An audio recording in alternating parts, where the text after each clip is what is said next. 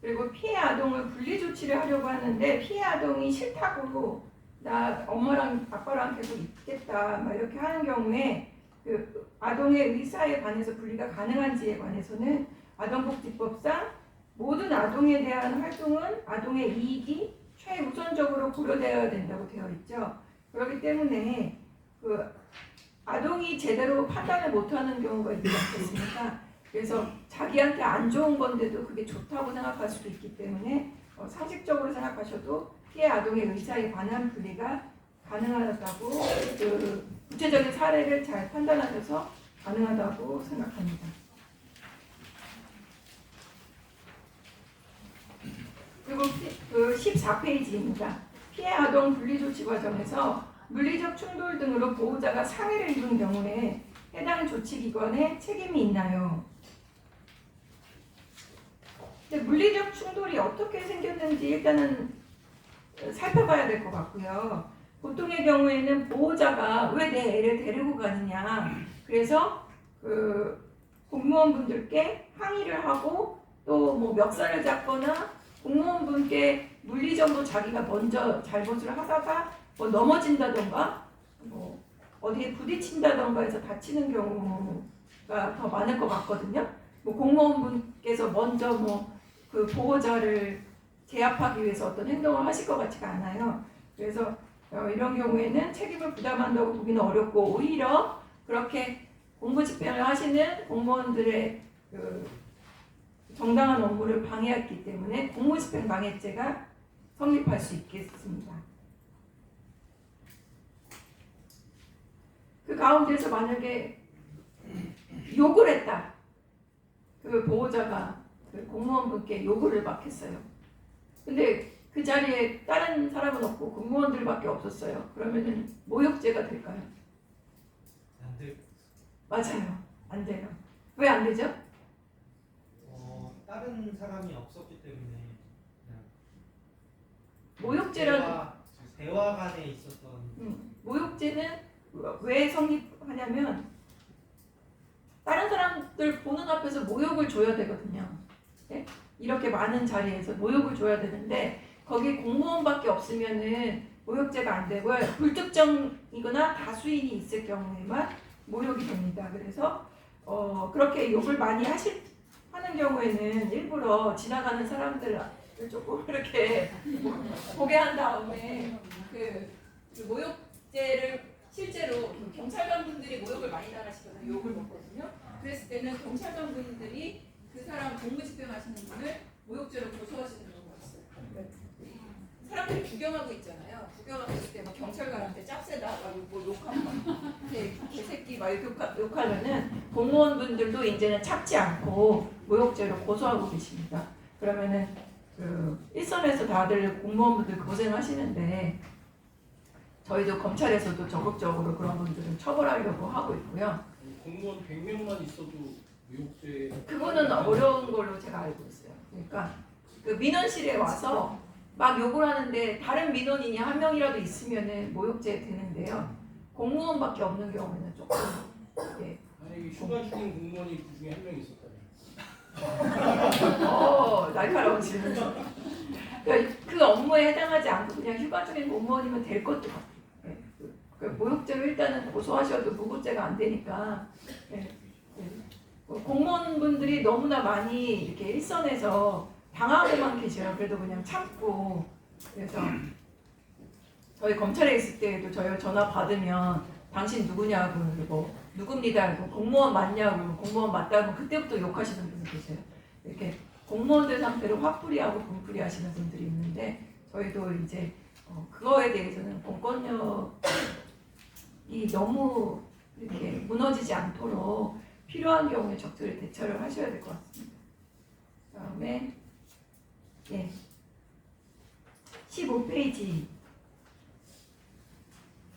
지자체장 직권으로 피해 아동 면접 교섭권 지원을 제한 또는 중단이 가능한가? 그러니까 지자체장 아동복지법에 의해서는 지자체장 분들은 아동 보호를 위해서 노력을 해야 되죠. 노력을 해야 되기 때문에 이게 아동의 보호에 피해가 된다 그러면은 당연히 제한하거나 중단이 가능할 것으로 사료됩니다. 16페이지. 그리고 특정 일시에만 면접 교섭이 가능한 엄마가 막 아무 때나 오고 그렇게 임의적 교섭을 할 경우에 대응 방안이 있나요? 라고 되어 있는데요.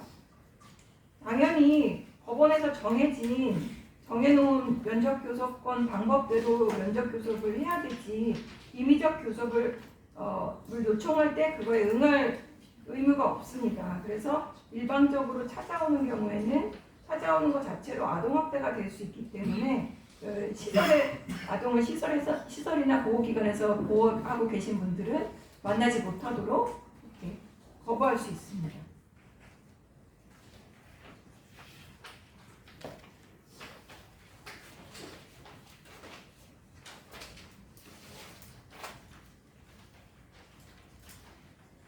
지금 퀴즈가 뜨나요? 네.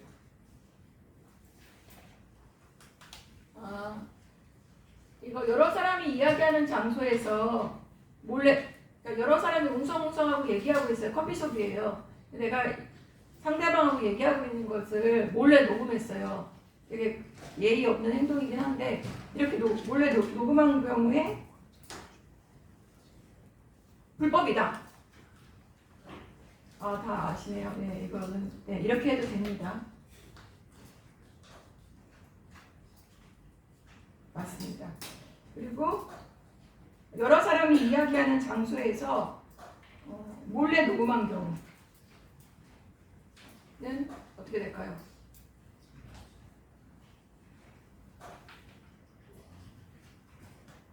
불법이다 라고 생각하시는 불법이다. 예, 지금 손 드신 분은 저희 볼펜 나눠주시겠어요? 많이 저희 로고스 기념 볼펜을 3색 볼펜이라서 네? 맞추셨어. 지금 손 드신 분들.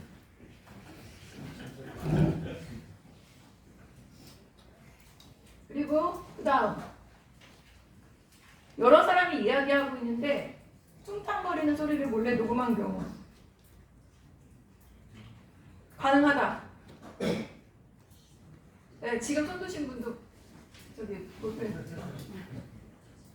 가능해요. 소리 그냥 어떤 이런 대화가 아니고 대화를 녹음하는 게 문제예요. 대화. 예, 그냥 소리를 녹음하는 건 괜찮습니다. 이번에 조금 어려운 문제일 수 있을 것 같은데 위법 수집 증거는 형사소송에서 증거 능력이 없으나 민사소송에서는 증거 능력이 있다. 있다고 생각하세요? 있다고 생각하시는 분들도 볼펜 주시면 될 것 같아요. 네. 네. 조금 손 들었을 때. 그래서 형사소송하고 민사소송이 조금 다릅니다. 그래서 형사소송은 왜 엄격하게 증거 능력을 따질까요? 처벌 때문이라고. 그렇죠. 뒷분이 들으세요. 네? 뒤에 분이 들으셨어요? 얘기해 주셨어요. 네, 처벌을 받아서 형사처벌을 받게 되면은 그게 벌금이든 뭐든 굉장히 불이익이 크잖아요. 그렇기 때문에 형사재판에 있어서는 이 사람이 죄를 저지른 것 같아도 엄격한 증명에 의해서 입증이 되지 않으면 무죄를 선고합니다. 그럼 무죄를 선고한다고 해서 그 사람이 죄를 안 저질렀을까요? 그건 아니죠. 불륜해서요? 예, 제가 옛날에 정말 간통죄가 있을 때 정말 힘들었습니다. 제가 간통죄가 폐지됐지만 간통죄가 있을 때 제가 결혼하기 전에 제 앞에 어떤 아저씨가 와갖고 남자 팬티를 막 흔들면서 막 이게 있는데도 왜 처벌 안 하냐고 막 저한테 그래서 굉장히 당황하기도 하고 간통죄가 있을 때 정말 분명히 뭔가를 한 것 같은데 안 했다고 오리발을 내미니까 그래서 검증을 그러니까 재판에서 검증을 신청하자. 그러니까 더 재밌는 거는 남자랑 여자랑 간통을 했는데 여자는 막 또 자백을 하는 거예요. 남자는 안 했다고.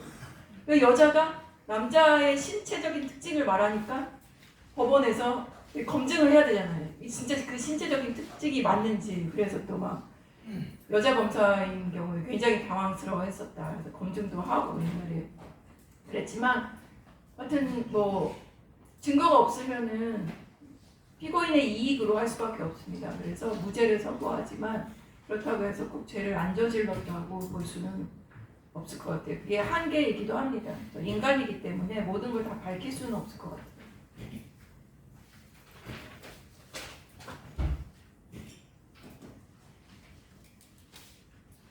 네, 그 다음에 현장 체험 학습을 위한 운행 계약을 맺은 전세 버스 기사.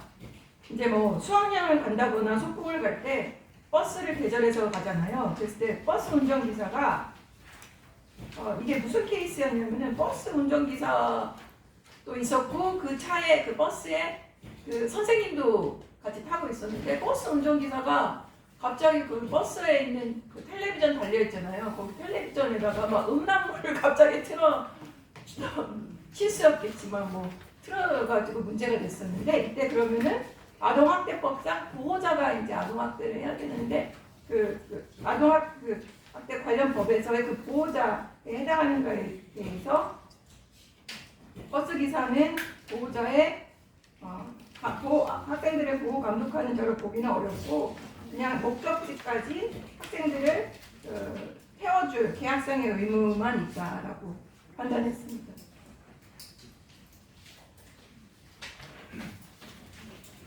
19페이지입니다. 사설 아동발달센터를 아동학대 대응 업무 매뉴얼상 집단시설로 볼 수 있나요? 라는 질문인데요. 집단시설에 해당하는 것으로 사료됩니다. 해당 센터가 관할청으로부터 장애인 복지시설 신고증을 받았다면 장애인 복지법상 장애인 지역 사회 재활시설로 평가되므로 그 형식과 관계없이 치료를 목적으로 하여 다수의 아동을 1대1 치료를 하다고 하더라도 다수의 아동을 사실상 보호 감독한다고 볼 수 있습니다. 그래서 이런 발달센터도 집단시설로 볼 수 있습니다.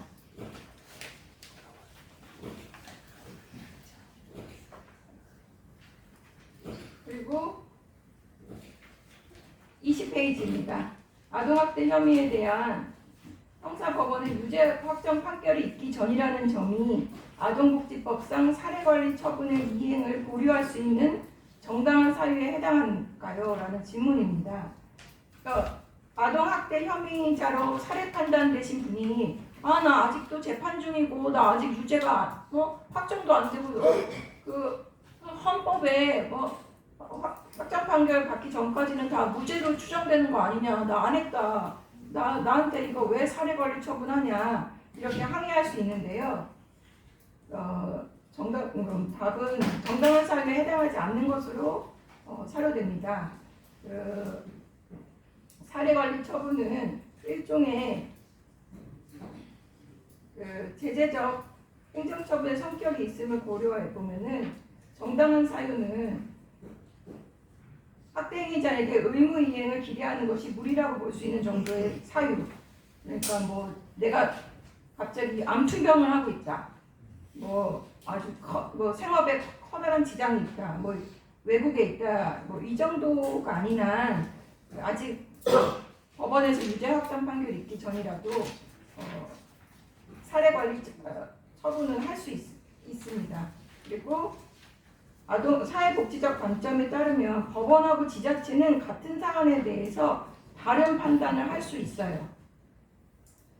이거에 관련해서 어떤 사람이 나 수사기관에서 그 혐의 없이 처분 받았는데 나한테 이거 사례관리 처분하냐, 이거는 나의 기본권을 침해했다라고 해서 헌법소원 하신 분이 있었는데도 헌법재판소에서도 이거 수사기관에서는 혐의 없다고 판단했다고 하더라도 지자체에서 충분히 아동학대 사례 판단을 할 수 있다고 판단했습니다. 21페이지입니다. 지자체나 법원의 판단에 따라 일시 보호 또는 응급조치 및 보호조치가 아동학대 행위자인 부모의 거소 지정권에 우선하나요? 민법에 따르면 자는 친권자의 지정한 장소에 거주하여야 한다고 돼 있어요. 그럼 마치 애들은 엄마나 아빠나 친권자가 지정한 장소에 있어야 된다. 의무처럼 돼 있는데요. 당연히 이거는 지자체나 법원의 판단에 따른 보호 조치가 우선이겠죠. 제대로 된 보호를 하지 못하면 지자체에서 부모의 거소 지정권에 우선해서 보호할 수 있습니다. 그 다음에 부모가 그 보호 조치를 받고 있는 아동을 마음대로 자기 집에 데려가거나 다른 데로 데려간 경우에 미성년자 약취죄 형법상 287조에 해당하는가 했을 때 미성년자 약취죄를 구성할 여지가 있겠죠. 네. 그러니까 부모라고 하더라도 다른 보호 감독자의 보호 양육권을 침해하거나 자기의 보호 양육권을 남용해서 미성년자 본인의 이익을 침해할 때에는 미성년자 약취죄가 성립할 수 있습니다. 그래서 자기 애라고 하더라도 함부로 막 데려가거나 하면 안 되겠죠. 23페이지입니다. 아동학대 행위자가 보호처분 결정에 불복해서 항고를 제기했다면 보호처분 집행이 일시적으로 정지되는가라고 되어 있는데요. 그 가정폭력처벌법을 아동학대 처벌법에서 준용하고 있거든요. 그래서 항고나 재항고를 하더라도 그 결정의 집행을 정지하는 효력이 없다고 법에 아예 명문으로 법에 규정도 되어 있고, 그리고 보호처분이라는 것은 법원의 결정이세요. 법원의 결정이기 때문에 그건 행정처분이 아닙니다. 그래서 행정소송법상 집행정지에 관한 규정이 당연히 적용될 수 없습니다. 그리고 아동학대 처벌법에 보면은 제가 조금 이렇게도 규정해놨네라고 생각했던 게 바로 거짓 진술을 하면 안 된다고 돼 있어요. 과태료. 그러니까 아동학대 전담 공무원에게 거짓으로 진술하거나 거짓 자료를 제출하면은 1,000만 원 이하의 과태료를 부과하게 되어 있어요. 그래서 우리나라는 거짓말을 한 거에 대해서 법원에서 위증한 경우, 선서하고 증언한 경우에만 처벌하지 수사기관에 가서 거짓말한 경우는 절대 처벌하지 않아요. 그래서 수사기관에 가진 거짓말을 다 하고 오셔서 거짓말하고 계시거든요. 그래서 이런 건 처벌 안 하나 막 이러는데 아동학대 처벌법에서는 아동학대 공무원께 거짓 진술하는 경우는 과태료를 부과하는데요. 그렇다고 하더라도 아동학대 혐의 자체를 부인하는 그 아동학대 행위자에 대해서는 과태료를 부과할 수가 없죠. 왜 그러죠? 맞아요. 헌법상 자기 죄를 거부할 수 있는 권리가 있어요. 자기 부재 권리가 있잖아요. 그러니까 부인할 수 있어요. 누구든지 자기 죄에 대해서. 그렇기 때문에 이럴 때에도 과태료 처분 대상에 대한 거짓 진술이라고 적용된다고 볼 수는 없고, 뭐 다른 거 지금 애가 어디 있어요? 그런데 애가 원래 친구 집에 있는데 다른 데 있다고 거짓말 한다던가 이런 거짓 진술 같은 경우는 과태료 처분을 할 수는 있을 것 같아요.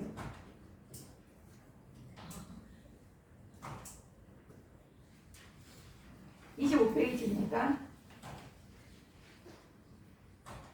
자체 조사에 따라서 지자체가 청구한 피해 아동 보호 명령이 법원에서 기각되는 경우가 있어요. 그렇다고 해서 이 지자체의 청구 행위가 위법한 행위인가? 상식적으로 안 될 것 같죠? 위법하지 않습니다. 26페이지입니다. 이거 퀴즈인데 이게 아동학대에 해당할까요? 어린이집 교사가 낮잠 시간에 아동이 이불을 쓰고 돌아다니며 잠을 자지 않는다는 이유로 이불 위에 눕히고 다리 위에 올라가 앉아서 양손으로 피해 아동이 양손을 눌러 몸을 움직이게 못하게 하는 행위. 아동학대 두 가지가 있어요. 아동학대는 신체적 학대와 정서적 학대가 있죠. 일단 이게 신체적 학대에 해당한다고 생각하시면 돼요. 신체적 학대. 예. 이분들은 아니에요. 신체적 학대는 적어도 상해죄에 해당할 정도로 약간 멍이 든다던가 일상생활에 지장을 주는 정도까지를 요구를 해요. 그래서 그 정도까지 안 되면 어디로 넘어가요? 정서적 학대로 넘어갈 수 있어요. 그래서 이 사안은 이제 자세하게 나오진 않았지만 이걸로 인해서 이 애가 병원 치료를 받았다던가 뭐 전치 몇 주에 상해를 입었다는 게 없기 때문에 이 사안만 가지고는 신체적 학대로 볼 수 없어서 정서적 학대로 검사가 정서적 학대라고 생각해서 기소한 사건인데요. 재판부에서 이거는 정서적 학대가 안 된다고 봤습니다. 이게 참 어려워요. 어떤 케이스별로 또 달라요. 어떤 재판부에서는 좀 더 정서적 학대를 엄하게 보시는 분이 있고 아닌 경우도 있는데 이거는 좀 사안을 자세히 보면은 살짝 그렇게 애가 안 자고 돌아다니니까 입을 빼앗았다가 다시 덮어주고 그러다가 아동이 스스로 입을 위에 넘어진 것으로 가지고 정서적 학대로 보기 어렵다는 판결이 있었습니다. 근데 검찰에서는 이걸 정서적 학대라고 봤으니까 기소했겠죠. 그러니까 이런 판결이 나온 거죠. 그러니까 법률가 사이에서도 의견이 다르다.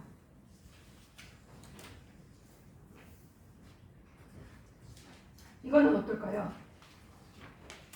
아동학대에 해당한다.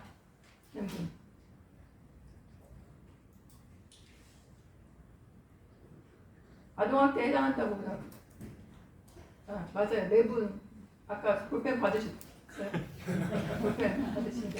네 분, 여기 두 분은 볼펜 안 받으신 분. 이거는 정서적 학대에 해당한다고 봤어요 또. 네, 헷갈리죠?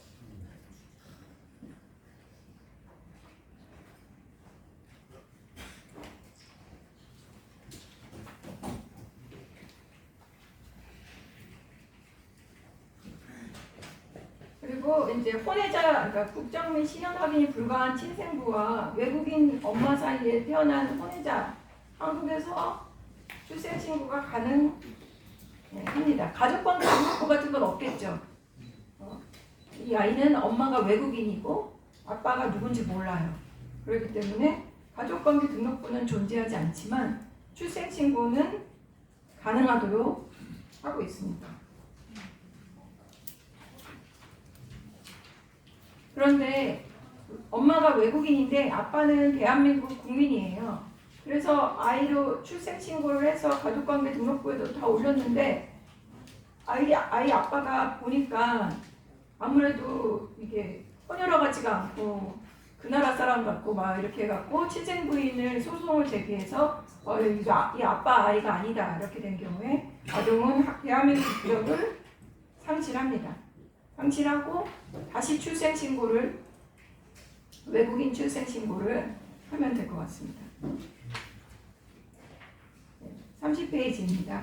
그래서 우리나라에 살고 있는 외국인 아이들, 그래서 외국인 아이들인데 이렇게 지금 학교 교육을 받지 못하고 있는 아이들은 우리나라에서 학업을 위한 체류 자격을 주고요. 그 아이의 보호자, 엄마나 보호자에게도 또 형제 자매에게도 체류 자격을 주고 있습니다. 왜 이런 아이들을 대한민국이 교육을 시켜야 될까요? 근거. 맞아요. 아까 받으셨어요, 선물? 그러면 다른 분께 선물을 드릴 수 있는 기회를 드릴게요. 아는 분 없어요? 그분 안 받으셨어요? 안 받으셨어요? 예, 좀 드릴게요. 그 유엔의 아동 권리 보장 협약이 있습니다. 그래서 모든 아동은 불법 체류자라고 하더라도 교육을 시켜야 됩니다. 그래서 불법 체류자에게 체류 자격을 인정하고 있습니다. 뒤에 나오죠. 유엔 아동 권리 협약의 당사국은 이 협약에 가입한 나라들은 아동을 다 의무적이고 무상으로 제공하여야 된다고 합니다.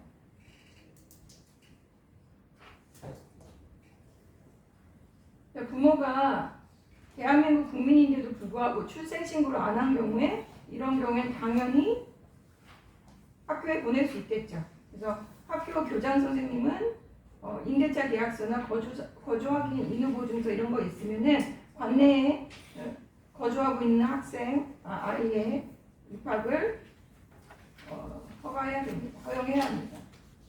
이 33페이지입니다. 마찬가지죠. 네. 네, 조금 늦었지만 네, 다 끝났습니다. 네. 그 다음에 이정관 변호사님께서 그 다음 강의해 주시겠습니다.